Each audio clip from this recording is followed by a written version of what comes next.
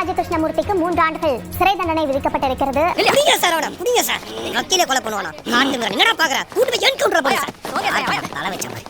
பெண்களை நாங்க தான் பாதுகாக்கிறோம். அதுவும் இந்தியால மட்டும் இல்ல, உலகத்துல மட்டும் இல்ல, இங்க இருக்கிற எல்லா கேலக்சிலயுமே திமுக மட்டும் தான் பெண்களை பத்திரமா பாதுகாக்குது. பெண்களாலதான் இன்னைக்கு எங்க கட்சி வளர்ந்து நிக்குது. பெண்கள் தான் எங்களோட இரு கண்கள். இப்படிலாம் பேசக்கூடிய இந்த திமுக காரணங்க அதே திமுக மேடையில் ஏறி நின்றுட்டு பெண்களை ஆபாசமா பேசுவாங்க. அதுவும் ஒரு பெண் தனித்து நின்று அரசியல் களத்துக்குள்ள வராங்க அப்படின்னா அவங்கள குறிவைத்து அவங்கள ஆபாசமா பேசி அவதூறு பரப்பி அவங்களை எந்த அளவுக்கு தனிப்பட்ட தாக்குதல் நடத்த முடியுமோ அந்த அளவுக்கு பண்ணுவாங்க. இதே மாதிரி பெண்களுடைய விடுதலை பத்தி பேசிக்கிட்டு பெண்ணியம் பேசக்கூடிய இதே திமுக அவங்களுடைய அரசியல் கட்சி மேடையில பெண்கள் ஆபாச நடனம் ஆட வைத்து ரசிப்பாங்க. இப்படி ஒரு கொச்சையான ஒரு கட்சி தான் திமுக.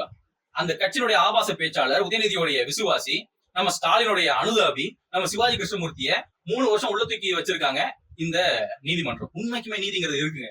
நீதி செத்தாலாம் போகல. கர்மாயச பூமராங்க சும்மா சொல்லல. எத்தனை பெண் தலைவர்களை பல்வேறு அரசியல் கட்சியில பயணிக்கக்கூடிய பல பெண்களை மேடை போட்டு மக்கள் மன்றத்துல கொச்சப்படுத்தி பேசுற ஒரு நபர் சிவாஜி கிருஷ்ணமூர்த்தி.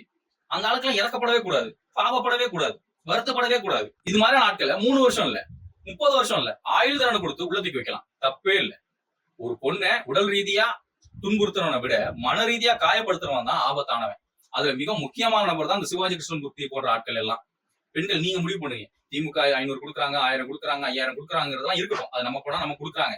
அதே நேரம் பணத்தையும் கொடுத்து நீ ஓசியில போற, நான் கொடுக்குற 1000 ரூபாயில நீ லிப்ஸ்டிக் பூசுற, நான் கொடுக்குற காசுல நீ உங்க லவருக்கு ரீசார்ஜ் பண்ணி போன் பேசுற, இப்படின்னு ஒரு மாதிரி சொல்லி காமிக்கிறது இல்ல. இது கொச்சப்படுத்துறது. இந்த மாதிரி பண்றாங்களா தொடர்ந்து? இதான் நீங்க ஆதரிக்கிறீங்களா? என்னதான் இருந்தாலும் நமக்கு தன்மானம் இருக்குல்ல. வேலுநாச்சியார் போன்ற வீரமங்கை வாழ்ந்த மண் இல்ல. புரிஞ்சுக்கோங்க, திமுக நமக்கு வேணாம்.